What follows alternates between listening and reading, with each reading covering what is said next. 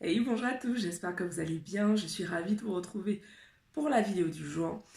Aujourd'hui, ce dont j'ai envie de vous parler, c'est de comment faire pour demander de l'aide et surtout pourquoi demander de l'aide. Euh, c'est un sujet qui me tient à cœur parce que pendant très longtemps, je n'aimais pas du tout demander de l'aide.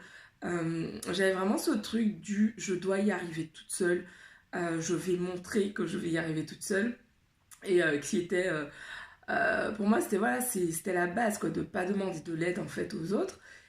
Alors que, parallèlement, j'aime rendre service et que pour moi, ma façon, par exemple, un de mes langages de l'amour, c'est de rendre service. On en parlera prochainement avec le livre Les 5 langages de l'amour.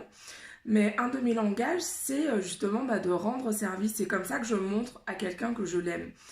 Et pourtant, moi je refusais, mais ça c'est un truc de recevoir, apprendre à recevoir, je refusais de demander de l'aide parce que je me disais il faut que j'y arrive toute seule.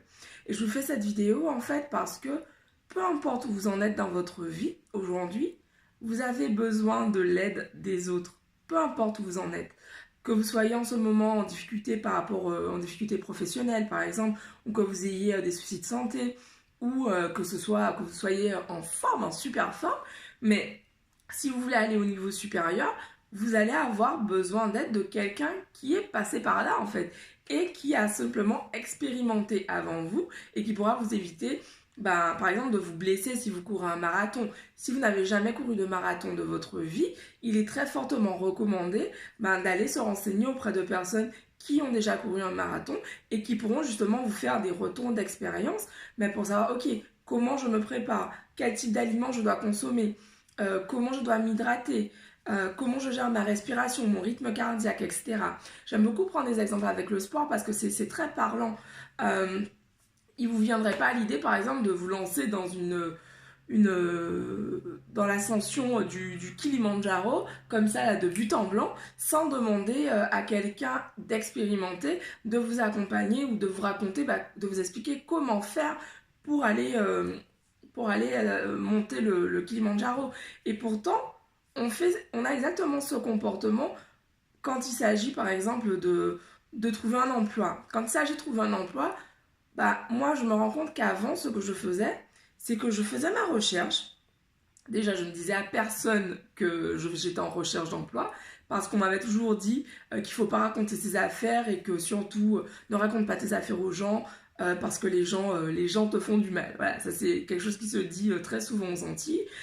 Et en fait, je me suis rendu compte qu'en fait, quand je disais que j'étais en recherche d'emploi, alors j'avais des amis qui pouvaient m'aider pour rédiger mon CV.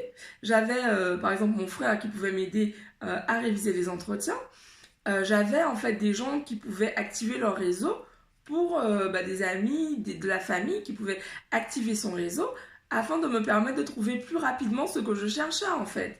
Alors que si je restais dans mon coin, je n'aurais rien eu de tout ça. Et c'est comme ça petit à petit que j'ai commencé à demander de l'aide en fait aux autres. Et en fait aujourd'hui pour moi c'est totalement logique quand je fais face à une situation, je me dis ok, j'essaie de voir ce que je peux faire, mais quand je sens que j'ai besoin d'aller plus loin, que j'ai besoin d'un éclairage, je vais réfléchir, mais qui dans mon entourage, qui s'y connaît? Qui est-ce qui pourrait m'accompagner sur ce sujet? Par exemple, moi je me suis rendu compte qu'en tant qu'entrepreneur, ce que je dois apprendre vraiment, c'est à vendre.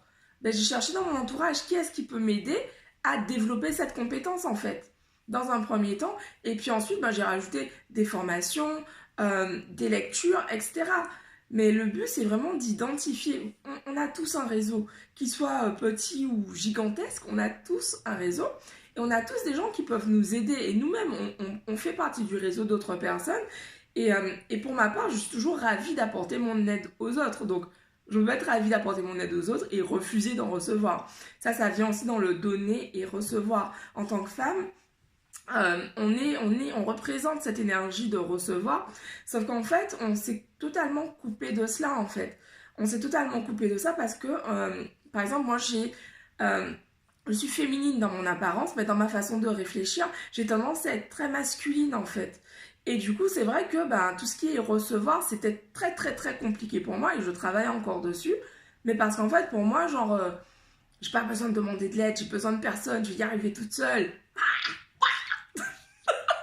Donc voilà, donc j'espère que cette vidéo va vraiment vous allumer ce petit truc pour voilà, déjà identifier à ce que vous demandez de l'aide aux autres. Et si c'est le cas, c'est génial, félicitations, mais déjà, et d'autre part, est-ce que vous apportez votre aide aux autres? Parce que dans la vie, c'est donnant-donnant.